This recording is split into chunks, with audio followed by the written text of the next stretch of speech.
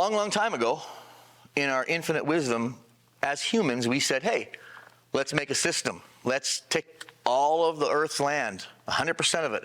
Let's chop it up into pieces. And then let's name those pieces, and we'll call them nations or states. And then all the people in them will be a part of them. So everybody will have a place to belong. Everybody will have a country or a nation or a state to call their own. This is where they belong. They have a membership, if you will. So it seemed like a good system, and they chopped up a piece of land and said, oh, let's call this Portugal. Oh, what are we going to call the people? Portuguese. That sounds good. Here's another piece. Let's call that Mexico. Mexicans. This seems like it's working. And on it went. And we had 100% of the land and 100% of the people, and they all belonged to a state or a country. And that just makes sense. But something happened. Something went wrong.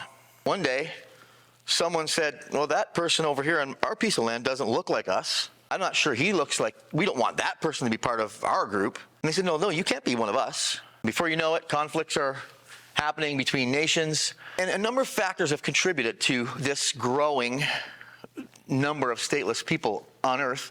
One of them, armed conflicts. So, for example, two countries get into a scrum, and maybe one territory gets taken over by the other, and they don't recognize the citizenship of that group of people, 1 million stateless people. Another one is birth registration. Right now, and I don't know, again, this is a number that we can't prove exactly precise, but some estimates from the UN are saying that as little as only 2 out of every 5 kids born today are being registered at birth, albeit some of them get registered later, but that's a staggering number.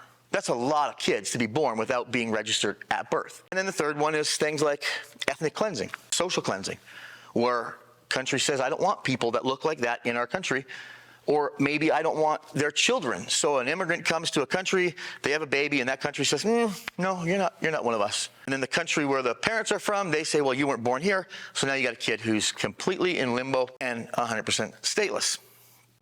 If you want to hear the rest of that story, hit that follow button and stay in touch.